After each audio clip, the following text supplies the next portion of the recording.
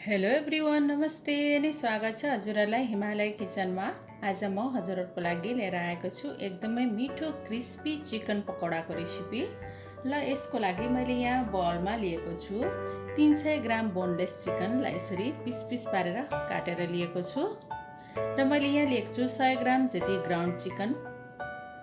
अब यसमा म राख्दैछु एउटा ठुलो प्याज, एक सानो चम्चा लसुन र अदुवाको पेस्ट, आधा कप जति काटेको हरियो प्याज, 2 ठुलो चम्चा जति हरियो धनियाको पत्ता। त्यसैगरी मैले यसमा राखेँ 2 ठुलो चम्चा जति बेसन।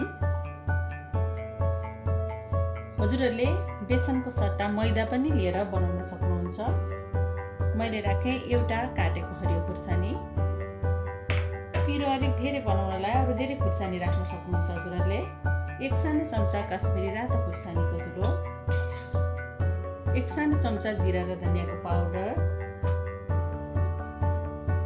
आधा सानो चम्चा बेसार, त्यसैगरी नुन आफ्नो स्वाद अनुसार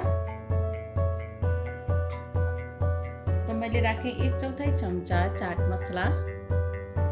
नुन पनि राखेको भएर मैले चाट मसला अलिकति थोरै राखेको छु। त्यसैगरी मैले यसमा निचारे ठुलो चम्चा जति कागती,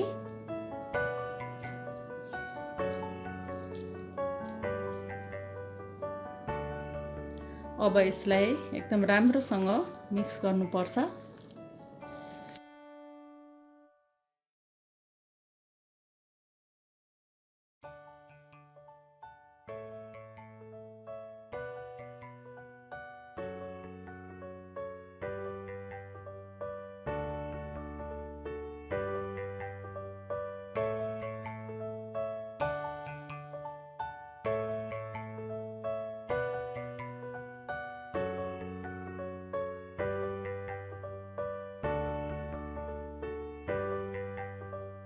ल अब यसरी मिक्स गरिसकेपछि अब यसलाई छोपेर 15 मिनटको लागि साइड लगाएर राख्दैछु म।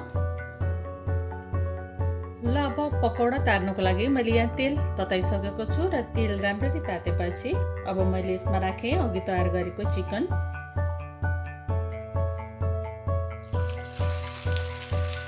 यसरी चिकन राख्दा अलिकति केयरफुल भएर राख्नुपर्छ।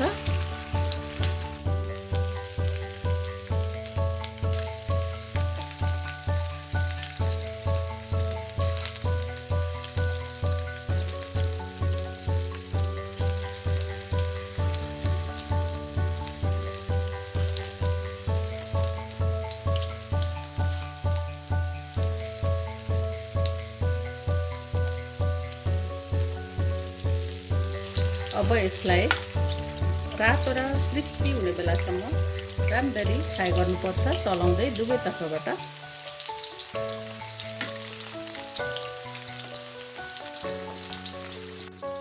अब म यसलाई अर्कोतिर फर्काइदिँदैछु।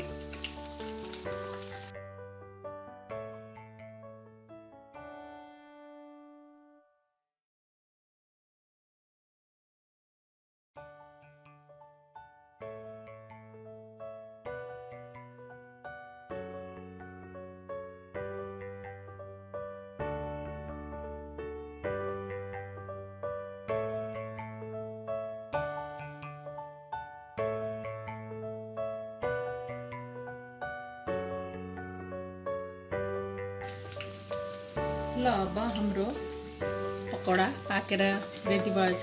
अब म यसलाई छेक्दैछु।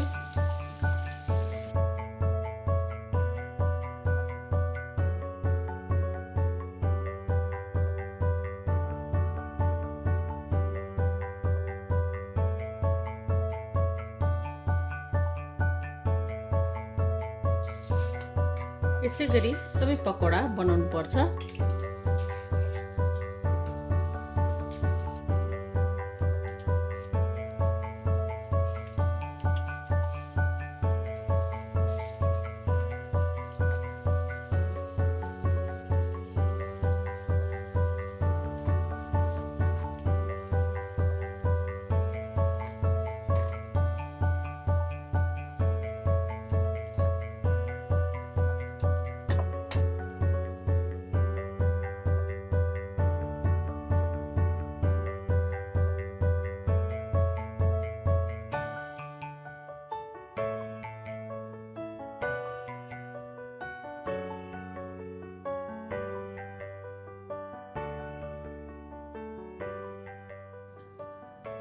अब हाम्रो यम्मी क्रिस्पी चिकन पकौडा चाहिँ बनेर खानको लागि रेडी भएको छ। हजुरहरू पनि यसै गरी चिकन पकौडा बनाएर इन्जोय गर्नुहोला। एकदमै मिठो हुन्छ, बनाउन पनि सजिलैसँग बन्छ यो। यसलाई हामी आफूलाई मनपर्ने कुनै अचारहरू, हट सस या केचपहरूसँग खान सक्छौँ। हस् त, यो रेसिपी हजुरहरूलाई राम्रो लाग्यो भने हाम्रो भिडियोलाई लाइक, कमेन्ट, सेयर गरिदिनु होला। यस्तै रेसिपीहरूको लागि हाम्रो च्यानललाई सब्सक्राइब पनि गरिदिनु होला। सब्सक्राइब गरिसकेपछि नजिक रहेको नोटिफिकेसन बेललाई पनि अवश्य पनि क्लिक गरिदिनु होला। फेरि पनि यस्तै मिठो परिकारको रेसिपी लिएर आउने नै छु। हाम्रो भिडियो हेरिदिनु भएकोमा हजुरहरूलाई धेरै धेरै धन्यवाद।